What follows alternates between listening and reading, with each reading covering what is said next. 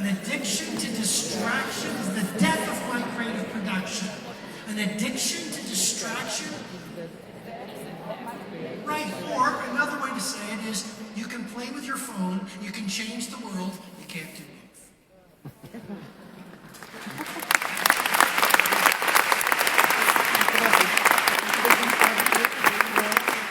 So, let's not confuse being busy with productivity. Let's not, I see people, they could send one message to get the point, and there's 3 messages coming back. Is it just me? Like, because it's so easy to text, because it's so easy to WhatsApp, because it's so easy to call, because it's so easy to email, we overdo it. And leaders get big things done. Leaders get difficult things done. Don't confuse busy with productivity. And please don't confuse movement with progress. And I think you can change the world and play with your phone. You can't do it. I want to show you this. And I'm not anti-technology, I'm very into technology, but I simply remind you, please, use your technology as a servant, not as your master. The average person uses the phone 4 hours and 37 minutes per day. That's 70 days a year. 70 days a year watching puppies dance, watching influencers put on their face masks. 70 days a year watching police stop drunk people in cars.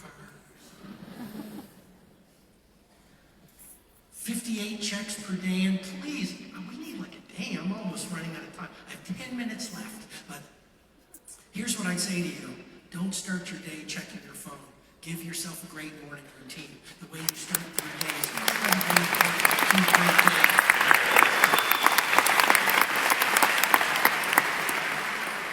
Nomophobia is experienced by 40% of the population losing your phone. 70% use it for entertainment. Here's your pro tip. And victims love entertainment. Leaders love education. And the average person will spend 12 years looking at their phone over their lifetime. Take this seriously. This is your life. The great thing about genius is they spend a lot of time alone. Third thing I would say, optimize deep relationships. There's a lot of lonely people in the world right now. We've never been so connected, yet we've never been so unconnected. As a business person, the more you can build a community, the more you can build relationships, the more you can show people that you really care. It's incredibly, incredibly powerful. Herb Kelleher, the founder of Southwest Airlines, said the business of business is people. I'll put it to you another way. Take care of the relationships and the money will take care of itself. I better say that again because it's really important. Take care of the relationships and the money will take care of itself. And here's a question I have for you. Are you one of those people here in this room of 4,000 people who would be willing to fly 15 hours for a 15-minute meeting with a client? Don't forget who puts food on your family table.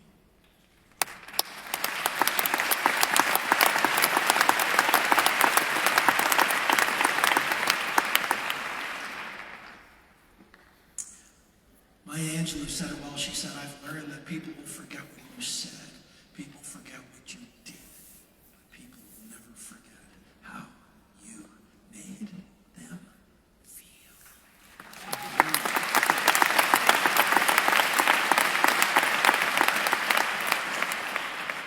And the fourth principle to lead the field is to exploit failure as fuel. And as simple as it sounds, please hear me on this.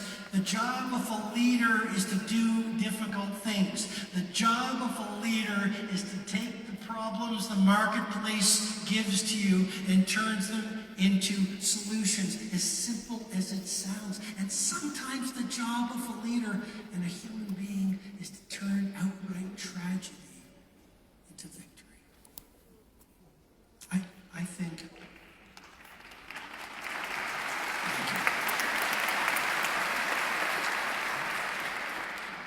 I think about a man named Nicky Lauda.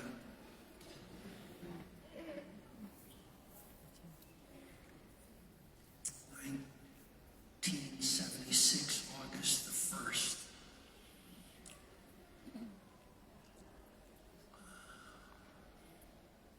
F1 Grand Prix in Germany. He was at the height of his powers. He was in a red Ferrari at extremely high speeds. Lost control. Hit a metal barricade, and the car exploded into flames. Through a sad twist of fate, he went to release his seatbelt, and get this, the seatbelt got jammed in the car. And so, my friends, for almost 60 seconds, at 450 degrees Fahrenheit heat, Nicky Lauda was trapped inside the car. It was only because of the heroic efforts of some fellow racers who risked their lives and pulled him out of the car that he survived. One witness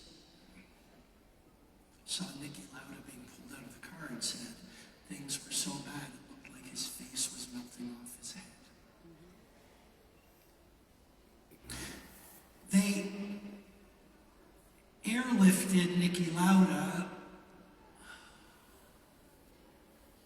to a nearby hospital. The doctors looked at Nicky Lauda and said, "Call a priest to administer last rites." Nicky Lauda himself said, "I knew things were bad when my own wife walked into the hospital room, took one look at me, and she fainted." His ear had burned off.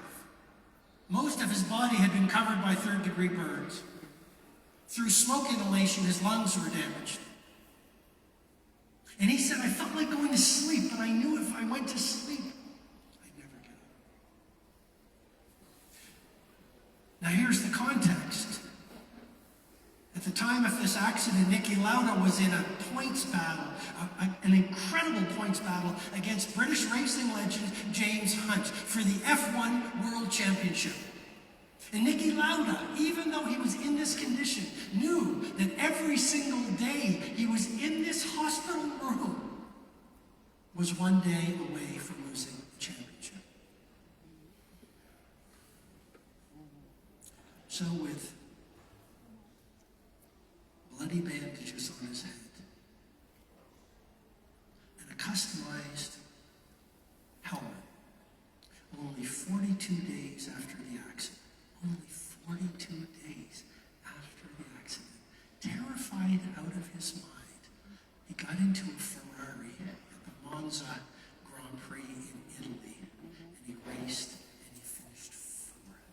And get this, the next year he won the F1 World.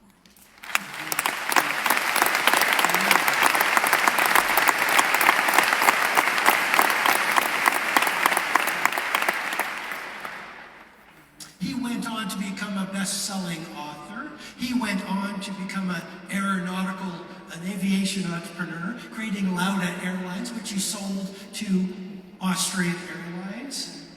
He had his face on a postage stamp. How many people in this room would like to have your face on a postage stamp? And he became an absolute icon as a leader. And so just remember the importance of resilience. Just remember the importance when you feel like waving the white towel of surrender or you face difficulty.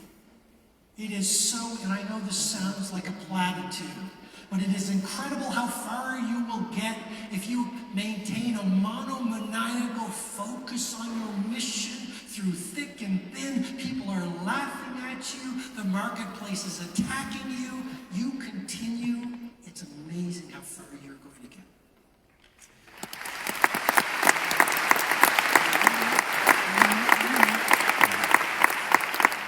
I love to read. How many readers do we have in the room here?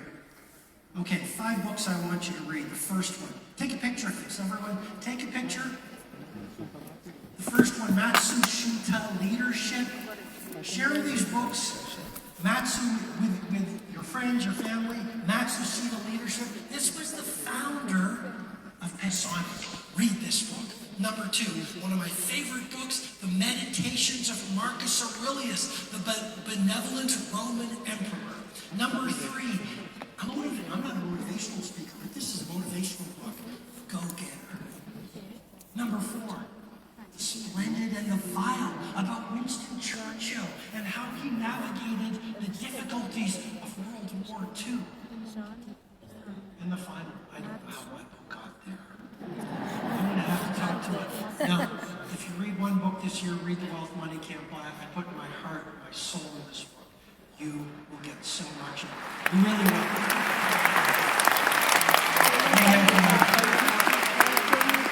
They just have a few minutes left, so I want to give you a gift. Take a picture, go get the gift. Extraordinary value. You're going to love it.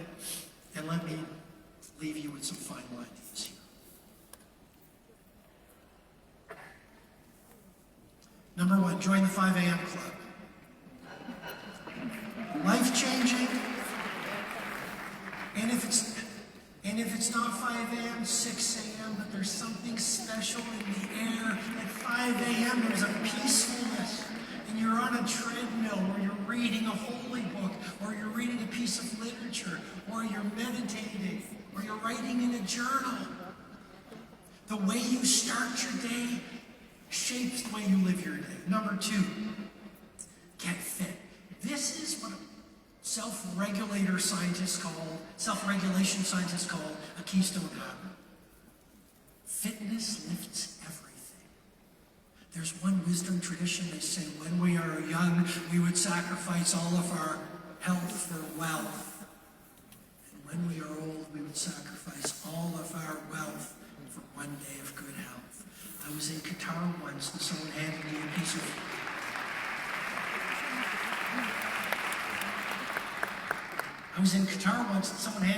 of paper. You might want to hear this.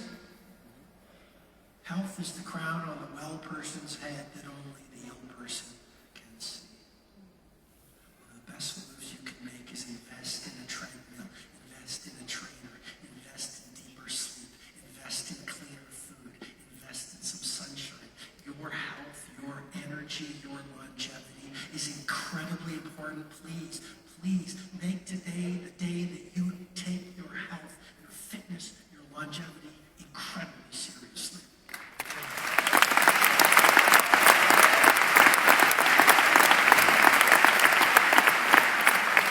All right. Third thing, a lot of leaders neglect their family. I mentor billionaires. I'll tell you, I mentor billionaires, athletes, sports superstars, Fortune 100 companies, and I've met a lot of people who are successful, but they're all alone. When I was 50, I'm going to be 61, but when I was 50, I started reading obituaries. Interesting. Look at the person next to you and say, strange behavior, bald man in the black shirt. And so I've read hundreds of obituaries. And in the hundreds of obituaries, I've yet to read an obituary that said he died peacefully in his sleep, surrounded by his stockbroker, golf partner, and accountant. In all the great obituaries I've read, they all say the same thing. She died peacefully in her sleep, surrounded by the neighbors who appreciated her, the co-workers who respected her, and the family who adored her. And my friends, the family is going to be most important at the end. Have the wisdom to make it the most important.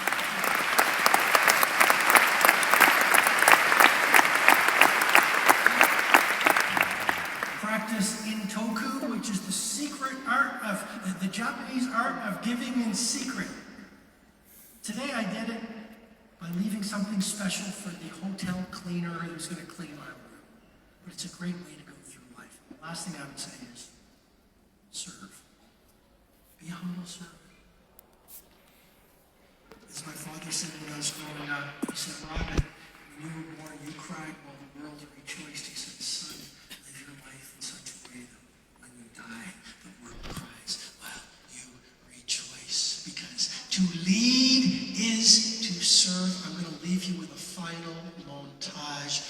brings all my points